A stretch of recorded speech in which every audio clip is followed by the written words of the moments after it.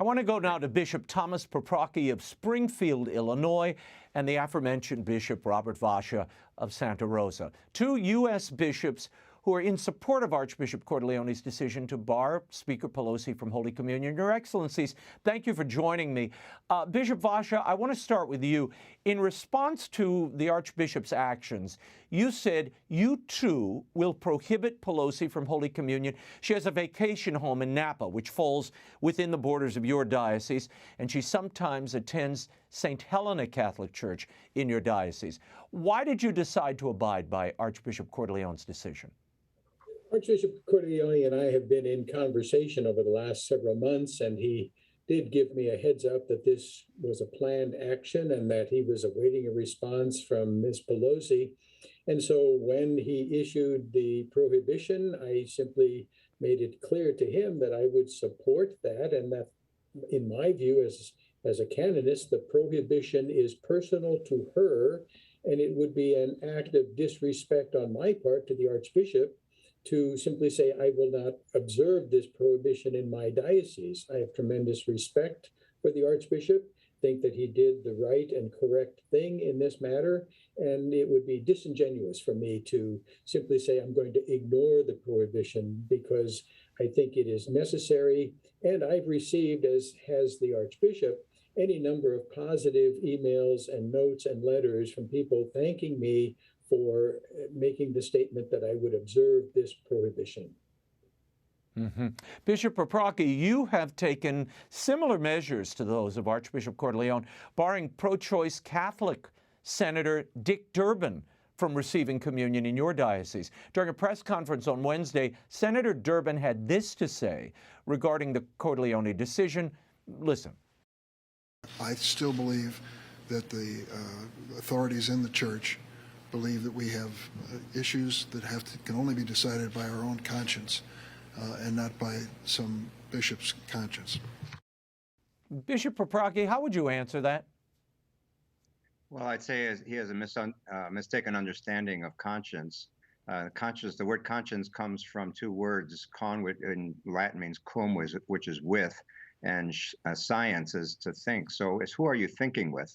And so the bishops have an obligation to teach what the Catholic faith teaches, and asks that the Catholic faithful abide by that. And so if Dick Durbin, Senator Durbin, wants to follow somebody else, well, then he's following his conscience, but he's not thinking with the church. And so to follow your conscience is to say, who are you thinking with? Are you thinking with Hollywood? Are you thinking with the secular culture? Or are you thinking with the Catholic Church? And if you want to think with the Catholic Church, then you can't be pro-abortion. Bishop Vasa, some argue that this decision by Archbishop Cordileone pits bishops against one another and weakens the church. Why is consistency and respect for an ordinary's decision important? And is a national standard necessary here? I don't know that a national standard is necessary. I think the bishops are unanimous in recognizing, I'm sure they are, that abortion is a terrible crime, and that those who support it are endangering their souls. There is a difference of opinion about how best to approach those individuals and how best to seek their conversion. But there is a point at which endless dialogue is simply doing nothing. And so after significant dialogue, as Archbishop has had with Ms. Pelosi, after significant dialogue, then the consequences need to be applied. And in this case, it was clear that she was warned and said and told, if you do not recant, or at least maintain a respectful silence on this issue, you cannot at the same time claim to be fully faithful Catholic and pro-abortion. You simply cannot.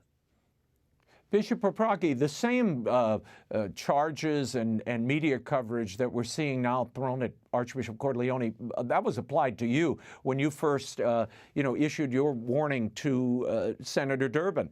There is this notion that somehow you're wading into politics, or you're trying to use the church to create a political outcome. Why is that thinking flawed, and the focus of it? Well, it's flawed because I believe that I and Archbishop Cordileone and all the other bishops, we would be taking the same position regardless of the pro-abortion politicians' party. There are pro-abortion Republicans. It's my understanding that Senator Collins of Maine, who's Catholic, and Senator Murkowski of Alaska, they have proposed some legislation that would somehow try to codify Roe versus Wade. They're Republicans. So I think that the question is not a political one. It's a question of the bishops trying to advocate what the church teaches in terms of respect for all human life from conception to natural death. I'm going to ask you what I asked Bishop Vasa a moment ago. Is a national policy needed, or at least the bishops agreeing that they will abide by, no matter where that individual travels, particularly a national political figure, that they will abide by the decisions of an ordinary? Well, in a sense, we already have a national policy. We have the Code of Canon Law, which is international, that governs the entire universal church. And Canon 915 is what's at issue here. And just last year, our United States Conference of Catholic Bishops issued a document on Eucharistic coherence. The teaching is clear. The question is, how is it applied?